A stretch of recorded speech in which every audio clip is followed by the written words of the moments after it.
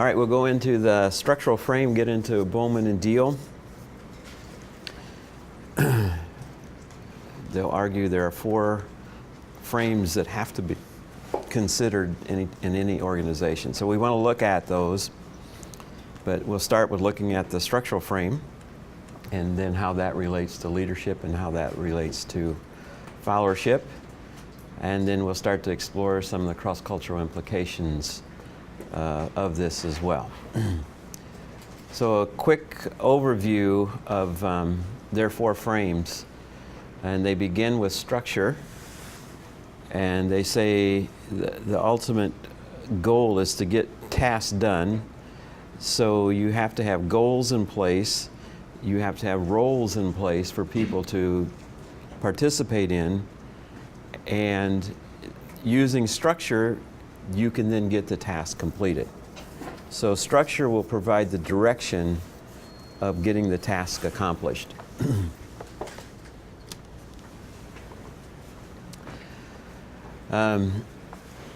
Then they move into their second one, human relations.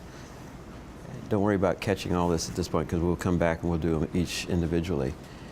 But human relations, what they argue there is that every organization has its needs. It's in existence for some purpose. People participate in that, but they also have their needs. And so what you have here is that how do you get fit between the individual's needs and the organization's needs? Somehow we have to bring those two together, or otherwise the organization is not going to get done what it needs to get done, or you got a lot of unhappy people working in the organization. And then you get all those different types of followers that we saw yesterday, alienated and pragmatist and all those different types that'll be there. Really, if we go back and review just a little bit, the structure emphasizes almost very strongly the theory X. And the reaction to that will be the HR side, the human relations side, and that'll be theory Y, which elevates the role of the follower, say, and gives them more say in the organization.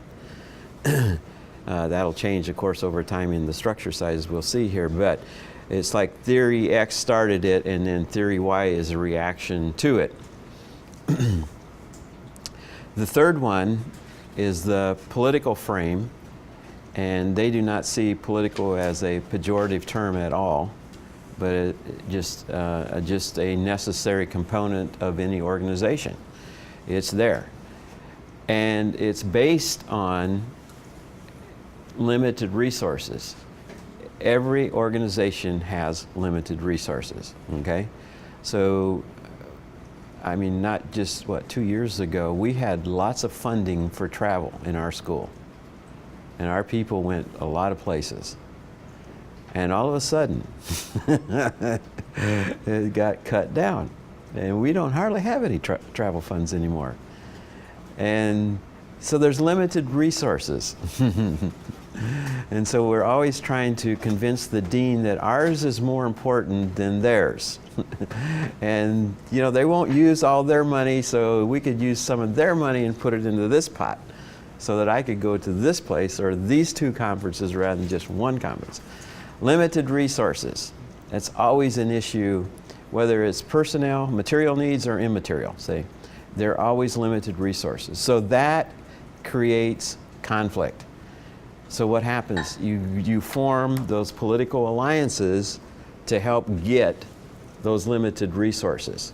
So that's the conflict that's always, the tension that's always within any organization as they try to get those limited resources in their accounts, whatever they happen to be, material or immaterial. And then the final one, and let me backtrack a little bit. He would put those first 2 to 2.5 to 3, basically 3, into the rational world where they're easy to see and to figure out and so forth. Then he moves into the symbolic world, which is more ambiguous, a little more messy, a little more hard to define, a little more ambiguous. And here, this gets into the whole area of ideas and activities. So what do you want to get done and how will you get it done? So it gets into the beliefs and the values and the behaviors and the emotional side of the organization itself. It will include things like the vision statement, what you want done. It will include the stories, the hero stories, like what you were talking about in your tribe, David, the ones that really did something for their people back then. It would include those type of stories and any symbols that would be associated with that and any rituals that would be associated with that, showing the interconnection of those three. So from vision statement to stories, symbols, and rituals, ceremonies, any of that kind of stuff would be those activities to try to get their ideas and their activities accomplished.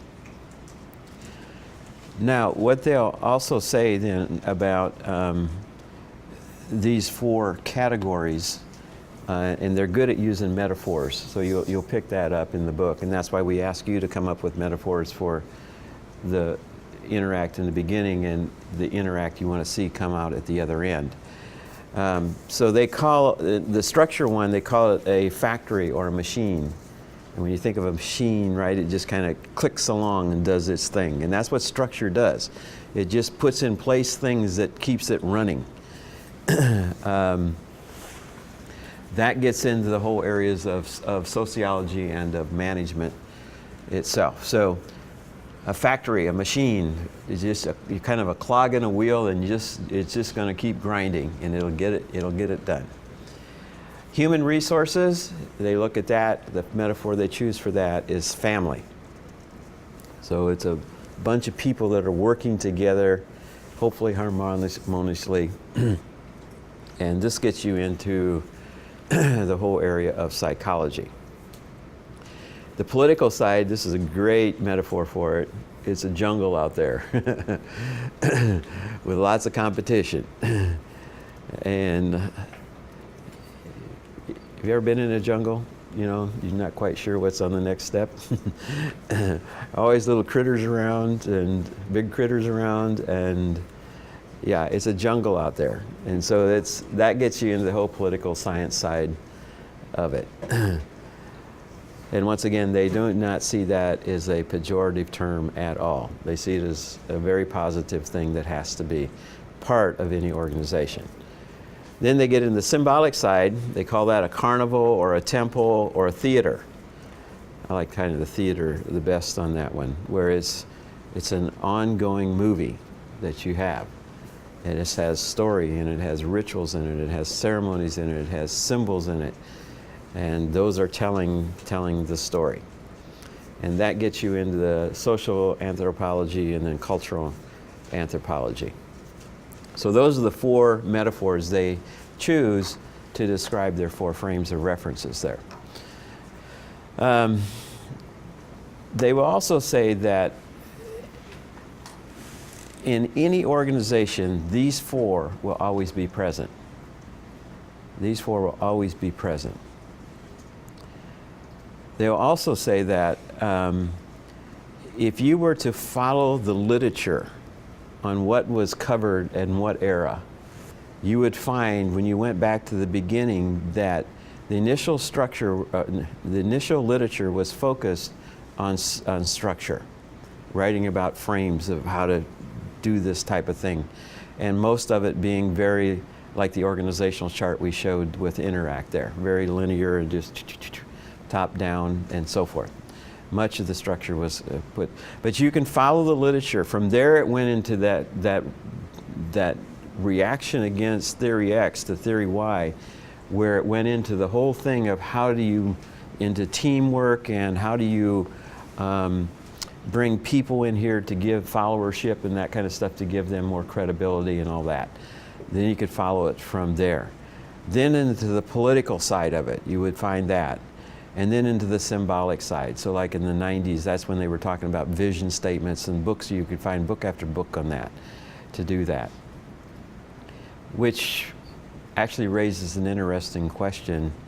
If those are the four, and the literature has followed that linear line like that, is there a fifth frame that's out there? And if so, what would that be? We'll leave that as just a rhetorical question at the moment. But that does, it can't be static, right? The world's not static, so it's not going to be static. So where is it going? It's going to go somewhere. We do know that it moved into ethics and morals and that kind of thing because of Enron and Anderson and so forth. But is that the only place it's going? Where is it going? But we won't delve into that. But I just want to raise that question for you. They will also say, just like as we looked at like Kelly and the discipleship leadership profile, you usually have one or two preferences that are there in each one. And so they will say the same thing here, that when the issue comes up in the organization, you will tend to go to your solution to either one or two of those. You either go to like the structure, or you go to symbols, or you go to the political side or somewhere. You go to one or two of those to bring resolution to the conflict that is before you. That's their argument. I remember when I taught this a long time ago when I was still a student here, I taught it for Sherwood Lingenfelter, and it was a big class, 20 plus, and we had a lot of different ethnicity in the class. And so before I tell you the answer to that, I would just ask you the question, if you could only choose one of those four, let me kick it back here so you can see it. If you were going to choose only one of those four to bring solution to a problem within the organization that you're working in, which one of those would you prefer?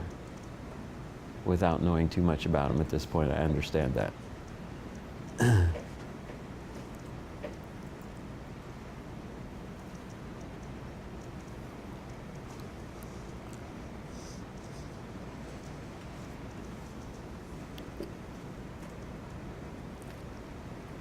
Okay, Susanna, where are you going? Human relations and politics.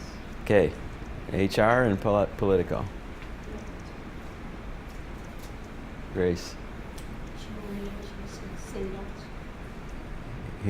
You have to talk real loud for the thing. Human relations and symbols.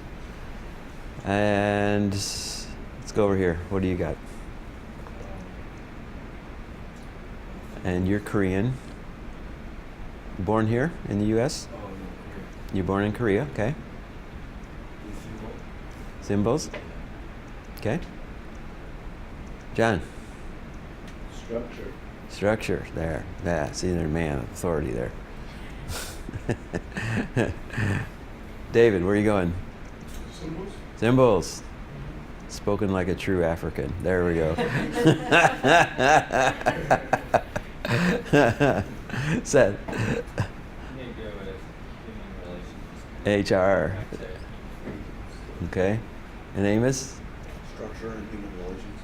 Structure, human race. Ivan. You're thinking. Still thinking. Tomoko. Symbols. Symbols. Ah, it's the Japanese one. I didn't have any Japanese in the class.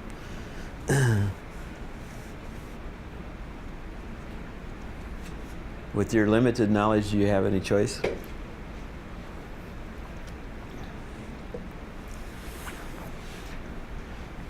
And the question is for the class that you and Dr. Lingenfelter was teaching. I'll give you their conclusions, but you can make yours first.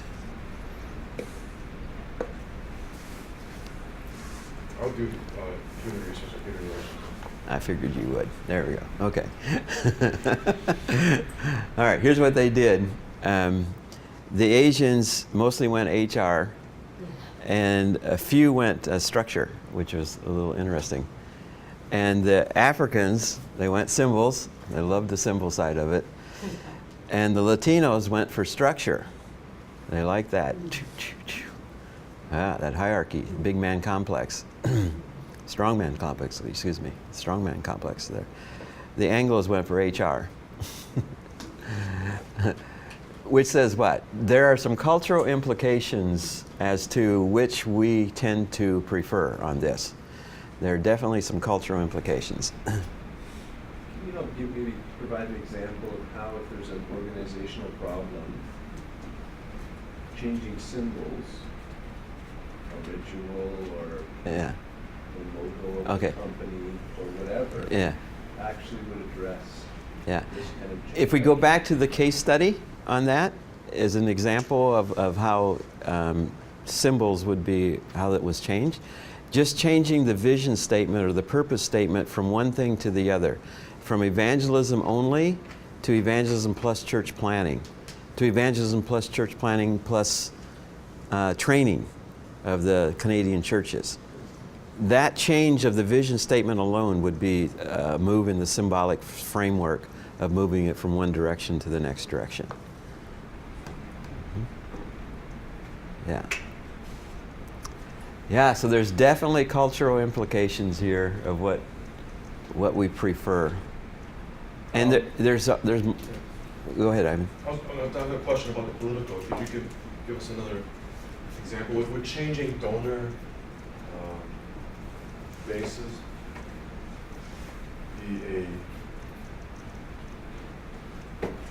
where the money comes from. Yeah. That would bring income into the organization. Or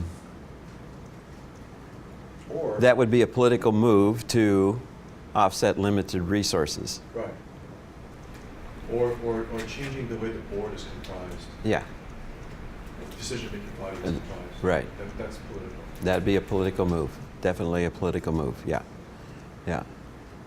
And I forgot to say that on their board, they had an Interacts board. They had a missiologist, pastor, a Native American, a business person, and an accountant, and I forget. But what they tried to do is spread it out so they had a little bit of knowledge from a lot of different areas. That's what they did when they set up their board.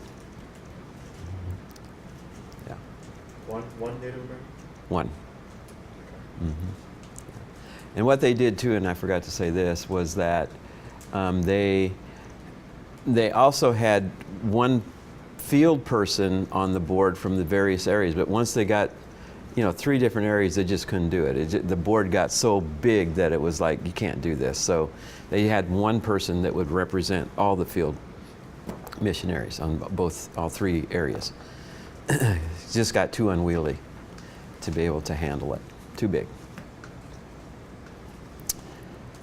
Okay, super. So we'll come back and we'll go into this in detail, so you'll feel a little more comfortable with it later on. So there's your people prefer 1 to 2 frames, and there's some reasons too, that the cultural reasons for doing and using certain frames to solve problems.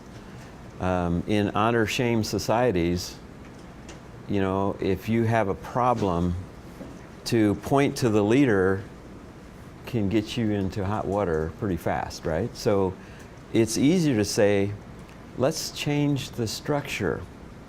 And we blame the structure for the problem, which gets the individual, saves face for the individual by doing that. So there's all kinds of cultural reasons that we move to, and that's why we may switch around doing certain things, because we can save face to the leadership that is in existence and so forth, or the followership, whatever. Okay. Here's the assumptions. This comes straight out of the book. The assumptions that they put down here for why they believe these 4 frames are legit and why you need to know them. Understanding organizations requires multiple perspectives. So that's why they're saying that our culture says we only want to look at 1 or 2 of these, even though they're all there. We just don't quite see them. We just only see those ones that really stand out to us. So, but we have to look at an organization from perspectives, which says what? If you're trying to institute change and you only focus on one of the 4 frames, guess what? The people that are related to the other, that prefer the other 3 frames, they're going to feel totally missed, that their needs are not even being addressed. So by covering all those 4, they're saying you will cover everybody within the organization. So you need to have multiple perspectives. I love this little quote they put in here. But theories easily become theologies, preaching a single parochial scripture. And which I think one of these guys are a Christian. You can tell by some of the, just keep your eyes open for the little sentences in there in the book. You'll see some Christianese coming through there every once in a while. Secondly then, each of these frames has its strengths, but it also has its weaknesses. So we need to know what those are, which tells you what? One frame alone is too limited to solve all the problems. Because yeah, it does have strengths, but it also has weaknesses. So that's why we have to have those multiple perspectives. And third then, ethics or excellence, caring, justice, faith are essential to any organization. So those have to be played out within that, within those frames. And the fourth one then, effectiveness deteriorates when managers and leaders cannot reframe. So now we're back to the life cycle and being able to reframe along the journey somewhere. And then, so you're going to have to reframe it with Interact, right? You're going to have to bring reframing in there. But how are we going to do it? See, which frames will be necessary to really hit the problems with Interact? At what point? Covering them all, yes, but which ones we're going to have to receive the bulk of the weight initially? Where do they need to put their focus to get this thing straightened out? And the fifth one then, organizations are very complex, they're surprising, they're deceptive, and they're ambiguous. Why? Because their culture made up of subcultures. And that's why if you're going to look at Interact, you're going to have to look at the culture from Canada, Alaska, Siberia. Very different subcultures that you have underneath the umbrella of Interact Ministries. Cultures are what? Alive and kicking, okay? And then all business or all management literature then falls under one of those 4 categories. That's what they're saying. But I think there's a fifth one out there. Different cultures then have preferred frames of reference, as we've noted. And that's why we have to look at genders, you have to look at generations, as we noted yesterday, and you have to look at geography, where these places are taken, where these things are coming from. Because all that, all those components will influence one's understanding of those frames of reference and how you appreciate it or don't appreciate it. Okay, that's just a kind of a quick introduction to the book and the assumptions that the authors have to drive their theory. So let's take it now and look at just the structural frame that's there. And as we noted, organizations are there to get something done. And whether they do it in community, whether they do it individually, or whether they want, whatever it is, there's something out there that they have come together to do. Whatever that is. So what do? They set up goals that they want to have happen, and then they establish roles and assign people to those roles to work on those goals. So what? So that they can get those tasks accomplished. And to do that, then they will set up structure that you have to work through that will help accomplish that. Hopefully not impede it, but help to get it accomplished. And this is when we get into the various types of structures that are out there. Most common being the one that we showed with Interact, hierarchy, top-down, GD, General Director, or CEO, and then down the line it goes. Okay, a quote here from Bowman and Deal on structure. Called structure is a blueprint for the pattern of expectations and exchanges among internal players, executives, managers, and employees, and external constituencies such as customers and clients. So it's got to deal with inside itself, and it's got to deal with outside itself. So it'll put that structure in place to make that happen. In Worley, this is totally out of the context of the book. I just brought this in. Rarely do persons look at the structure of a congregation for clues as to why disturbances arise. And what I think the point that we can get from that is that structures are so much a part of us that we don't know they're a part of us. That, you know, it's just part of our reality. And so we just operate within them, not necessarily questioning them so much, because that's just the way things are set up. We just do it that way, okay? So it's when somebody tries to bring change into that, then we start to recognize, whoa, this is different. So then you start doing a little comparative analysis. That's not like this, you know, so we have to change this structure to make that happen. Few problems then. Organizations, and this is straight out of the book too, organizations exist primarily to accomplish established goals. Okay, this is what they consider the foundation to structure. An appropriate structure then exists for any organization. It doesn't say which one, or there's only one, but it says there is one that, you know, is appropriate for an existing organization. And here's where, you know, size comes into play, right?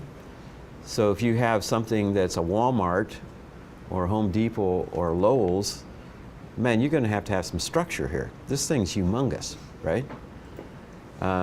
If you're operating like the special ops, well, then it's a little more different, you know? The authority line's probably going to be spread out.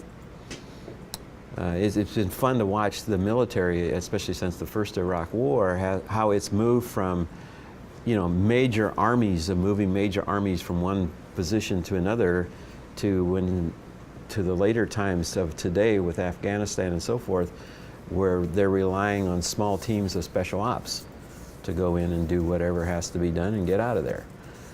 And that takes a whole different kind of structure. Now they work within a larger structure, but when you get it down to the small teams like that, how do they operate, say?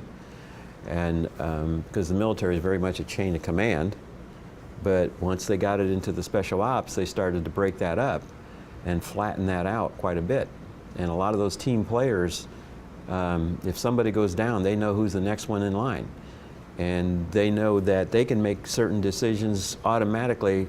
They know what has to happen in certain situations, and they have the authority to go ahead and make that decision, because they can't hold a conference, you know. It's right there in front of them, so they have to be able to operate immediately. Third one, then, organizations become effective when environmental turbulence and personal preferences are constrained by norms of rationality. Yeah, trying to keep things under control. That's the anarchy that Wildowski's talking about. How do we keep people out of anarchy? Because when you have anarchy in any organization, what? It just kills the organization. They're so busy fighting the inner fires, they can't do what they're really set up to do. It won't happen. There's very big cost when anarchy is in place. And the fourth one then, specialization permits higher levels of individual expertise and performance. This is interesting because when you look at different societies, if I take Ifugao, basically they're farmers, okay? So everybody knows how to plant rice, prepare the fields, plant the rice, harvest the rice. Fewer people know how to but a lot of them, but fewer people know how to make the shovels that go with that. That's getting to be more of a specialty. Some people know that. The women know how to do weaving, some of them. A lot of them weave, but there are a few of them who really are the good weavers, who they know where to go. If you're going to get a skirt or a loincloth or a blanket, these are the people you get. They get to be specialists in there. They get to be known for that. On the sacrificial system, the Mabek, the shamans, they get to be known by their expertise of being able to find lost objects or to heal people. They just, through practice, people know, oh, okay, I'm bringing this guy in to do this for my family, because it happens when he comes. So they get some expertise in there. But there's not a lot of specialties in Ifugao. Most people know almost everything to do. Almost every male becomes a Mabek, a shaman, anyway. But you raise up among the shamans by being able to be good at what you do. So that becomes a little specialization there. But when you take it into an urban environment, just think of the specializations that are there, okay? Just think of all the stores you drove by today to get here, and all the little specialties, from donut shops to bicycle shops to mechanics to, just everything. Hospitals and, all that kind of stuff. And that takes specialization, which means what? Specialized training to get in to be able to do what you're going to do. They probably won't let you walk into Loma Linda and just start operating on somebody, Yeah, maybe they will. I know one doctor that probably got in that way, okay? Actually, I know two. Yeah. So specialization really differs on the type of societies that we have out there. And urban requires a lot more specialization to be able just to live and work than in many of the tribal groups around the world. But there is specialization in the tribal groups, as we noted too with the Ifugao. Fifth one, then, coordination and control are accomplished best through the exercise of authority and impersonal rules. All right. Okay. Who's going to get the $1 million award for what was his name? Christopher Dorman, who shot Dorner, who shot killed those 4 cops. Yeah, who's going to get the award? Nobody. And why won't they get the award? Because there's a loophole that said that he would be captured and convicted. Okay. There is your structure, right? Your policies that are in line, and you're correct, nobody's going to get that award because of that, unless they decide to revamp the structure. Yeah, and it has to go through how many different, 20-some different entities and have agreement that this is okay. So the odds of those people who got tied up and reported him and so forth, and which would help lead to his, didn't have to lead to his capture, it helped lead to his death. So they're out. So yeah, it's going to be tough for them to get that. Very tough. But that's what it does. It controls. It brings control to the situation and coordination. It's so we know how to, we know we have to work it through this system to see what the answer is. That's what structure does for us. 6, then, structures can be systematically designed and implemented. Yeah, and we do that. We set them up. And some of them are really, really complex. Some of them are very easy to figure out and to follow. Senate rules in the United States, or the Congress, the rules in the Congress. You wonder where these guys come up with these rules when they, when one side wants to make a decision, all of a sudden this oddity comes up and they use that little thing to be able to do something and get what they want out of the deal. It just amazes me. They're systematically designed and implemented, and a lot of hidden stuff in there. Organizational problems are usually resolved through redesign and reorganization. So there it is. If there is a problem, how do you solve the problem? You redesign the structure. That will handle it. That's the solution. I didn't say it's the right solution. I said it's that's how they would do it. Okay?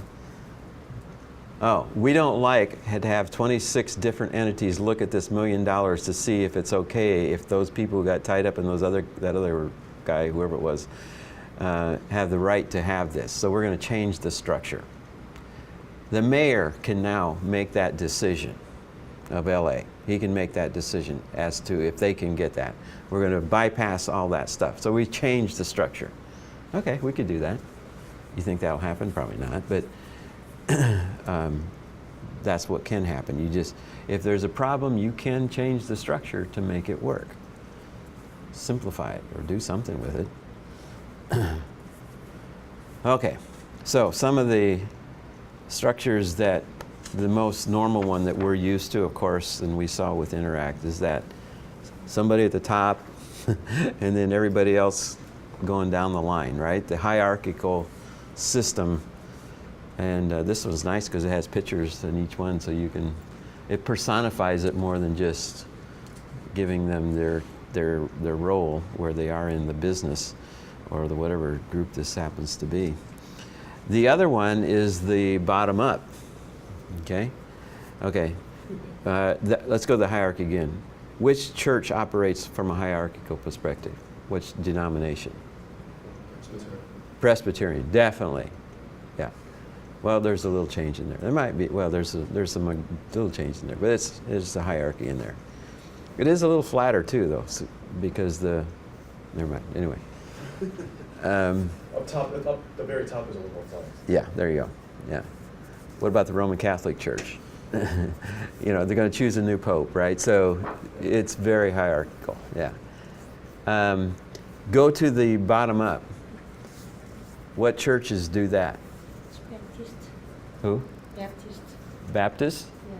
Bottom up? Huh? Congregation. It's Congregational. Yeah, congregational is Yeah. their power kind of. Yeah, yeah. Congregational. What? The pastor. Some Baptists are. Yeah, some Yeah. Baptists are. Some of them are not. Yeah. Korean, not even Baptist to be a hierarchical. Yeah, you do have both in the Baptist, depending on where you are and what group you're talking about. Congregational would be the bottom up. Why? The pastor is there what? To serve the will of the people. So the people say, this is what we want done. The pastor's job is to do what the people want. Just, the flip side of that. As we've been talking about too with the globalization that is happening, we're seeing it move very strongly from the hierarchical now into some kind of flattening of the organization. And this is happening internationally as well. So it's impacting local ways of doing leadership. It's not going to change it probably, all the way, but it definitely has some impact on that. Bring flatness to the organization. You almost have to do that because of the different nationalities and so forth that are working together. We're talking international businesses here. What really keeps them focused and getting it done is they understand the end goal and they want to be a part of that end goal, and so they'll buy into that, and then they have enough flexibility to allow different variations of how it's going to get done. So they'll allow that. And that's why flexibility has to be one of the what has to be in during globalization in our era in which we're living. So those three are kind of the basic ones, and then you have modifications, of course, of all those, and playing off of that. And we'll look at the spider and the starfish here coming up. In the book, they talk about McDonald's in contrast to Harvard.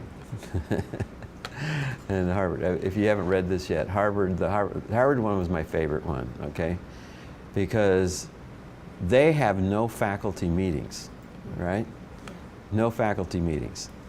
And they just turn their people loose and let them go and do their thing, all right?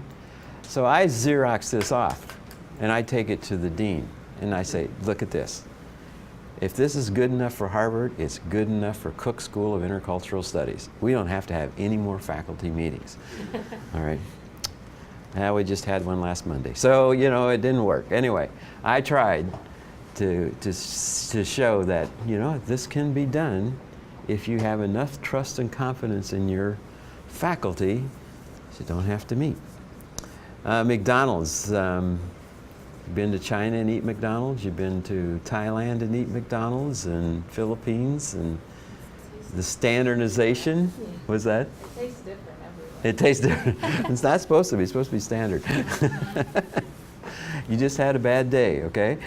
There's some bad bulgogi burgers in Korea, McDonald's burger in Korea, but that's not, I mean, within the standardization, there's variation. Yeah, yeah. Yeah, it's kind of the same food, kind of the way it's done, and that kind of stuff. Yeah, there is some different taste. There's no doubt about it. Yeah, no doubt about it. Yeah, in India there's no beef, so you Oh. only get veg, chicken and fish. Chicken and fish. There you go. Yeah, chicken and fish. McDonald's is so flexible. So open-minded. Interesting. Yeah, what kind of food without beef? Yeah, to have a hamburger with chicken is just, it's a little stretch of the imagination. Or fish, that would be a little more of a stretch. A little more of a stretch, yeah. In a postmodern world, so let's just think about it today and the flattening up of what's happening. What's kind of comes in vogue and what kind of goes out of vogue in relation to structure and leadership and followership?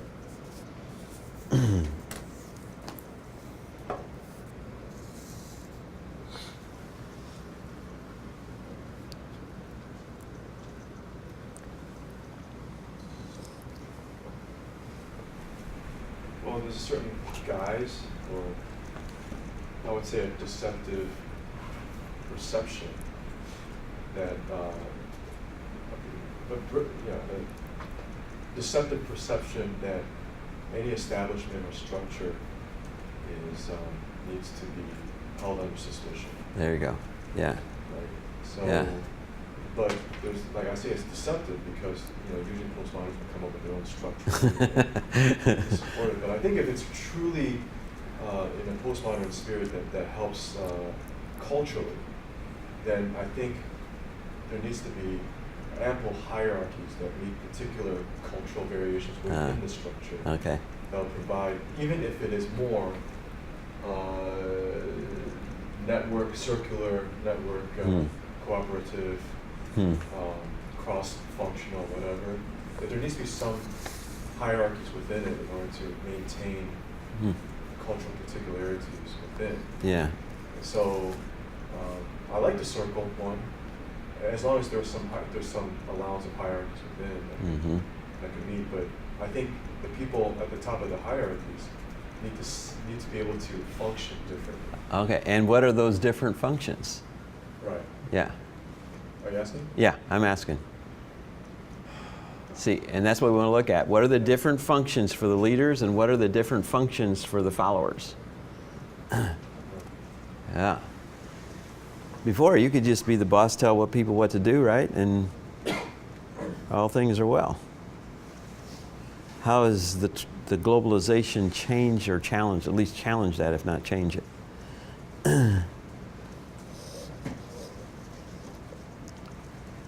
What do you think?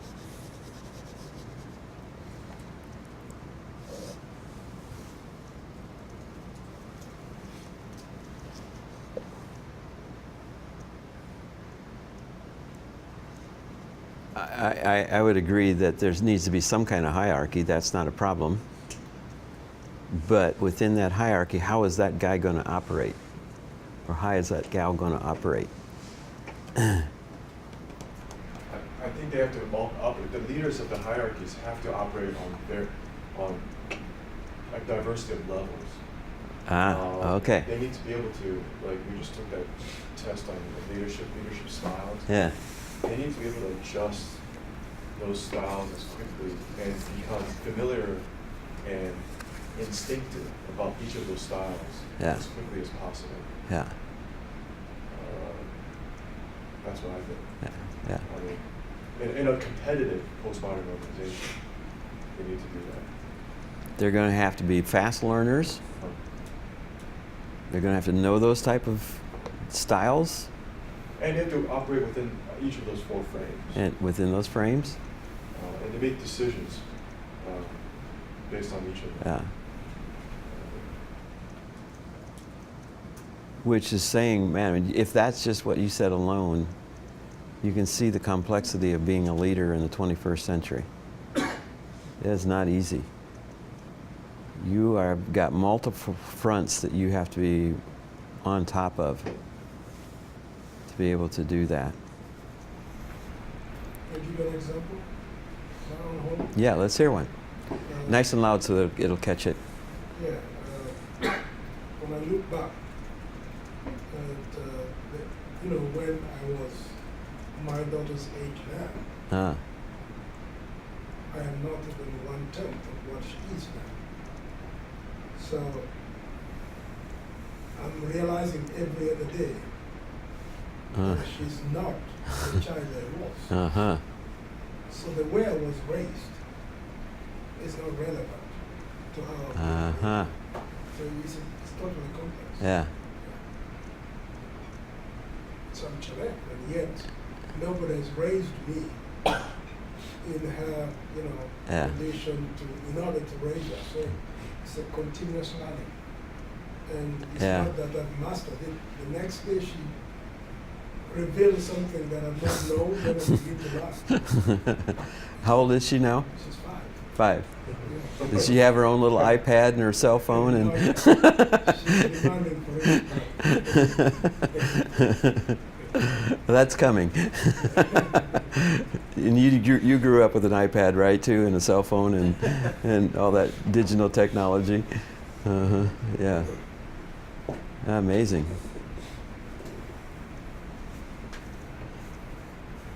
So there are a few words that just come to my mind, like adaptability, Yeah.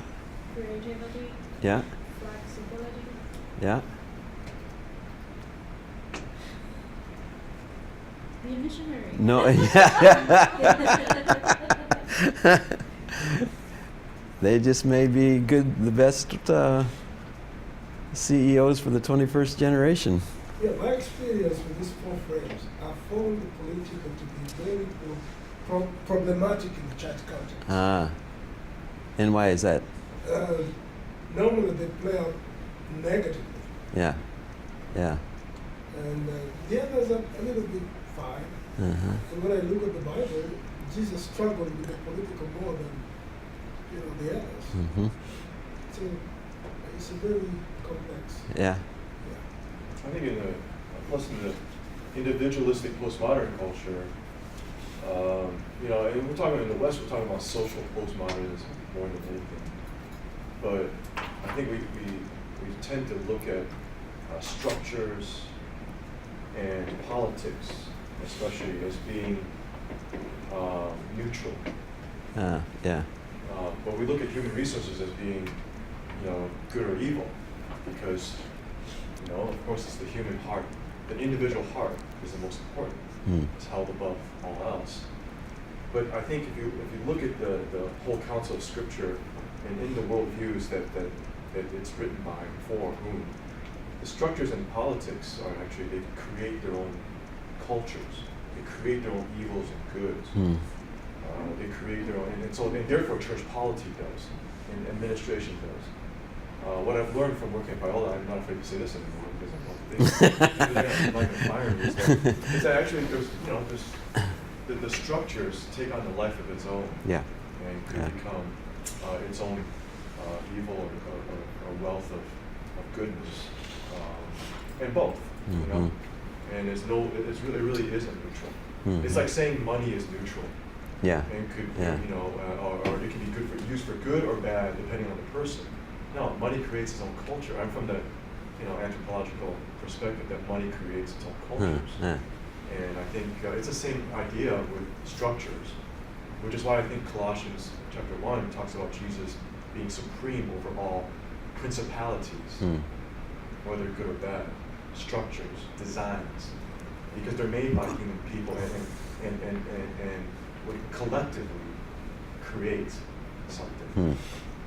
And so in a postmodern organization, is be able to detect and the discernment of the ambiguity is the key thing, I think. Yeah. I mean, by postmodern organization, you mean organizations in postmodernity, the time period, Yeah. like Biola would be a postmodern organization, not postmodern by ideology? I mean, basically, I should probably use globalization up there that has forced it to push it into the flatter. And that doesn't mean all organizations, because we're in the 21st century, are going flat. But there are those that are moving in that direction, and with good reason for doing that. Yeah. I think there's a lot of postmodern ideology, but not a whole lot of truly postmodern. In my experience, I see tension.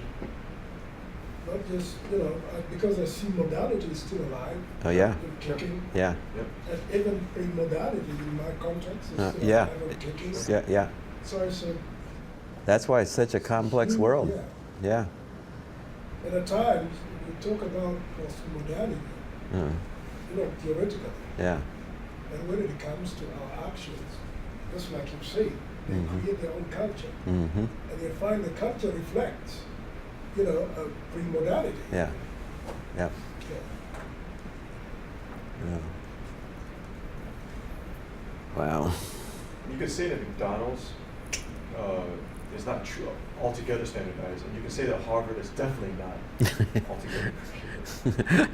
Right. But, you know, Right. But there are symbols of maybe two strands that of structural variations. But I think, you know, what was I going to say? I was going to say that. It's okay. One of the things too in this on the followership side that there's going to be a strong emphasis on the flatter ones. There's going to be a strong emphasis on your specialization, and you will have to sell yourself.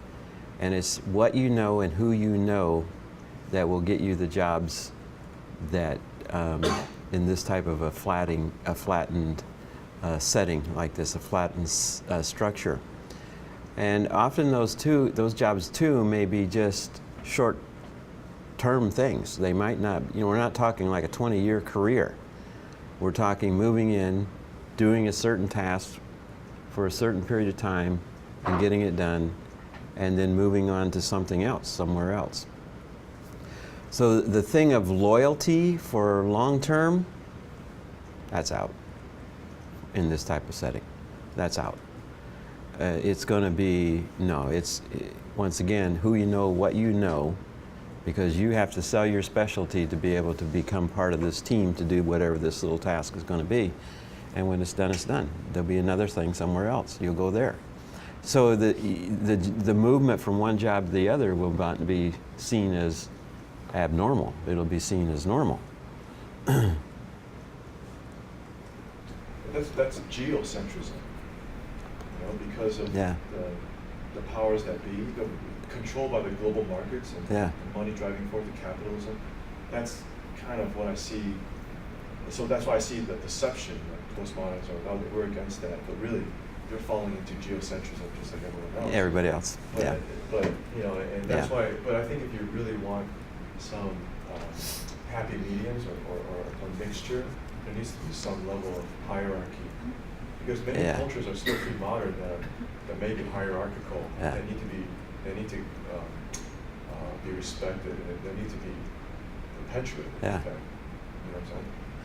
Yeah, and any place you're gonna, any like urban setting, you're still going to even have the pre-modernity in there. I mean, we have Ifugao living in Manila, you know, so I mean, and they kind of operate in their own little culture, but they're underneath working in another culture, you know, in a, yeah, and we've got some that are probably working in post-modernity at this point. I bet I could find people working in all three. I know I can find them in the first two. I don't know if I can find them in the third level. So then, I mean, what is, moving from Colorado to here, Colorado is very, California is too, laid back, very transient. Uh-huh. So moving jobs not a big deal. Yeah. Talk about dying organizations, bureaucratic, can't change something like this. After California, trying to get a job. People are saying, oh, I've never seen a job like 1 year, 2 years, it's a deal. There's no deal in Colorado. There's here. And so what does that mean for organizations who maybe can't learn to deal with that? Yeah. Who are going to have the same people all the time? There's, again, like we were talking about in the model, there's a lot of good in having that stability, but at the same time, you can't renew yourself, new people and new ideas, then you're gonna crash. Mm-hmm. So whether it's a mission organization or corporation, exactly more of a feel like you're in and out.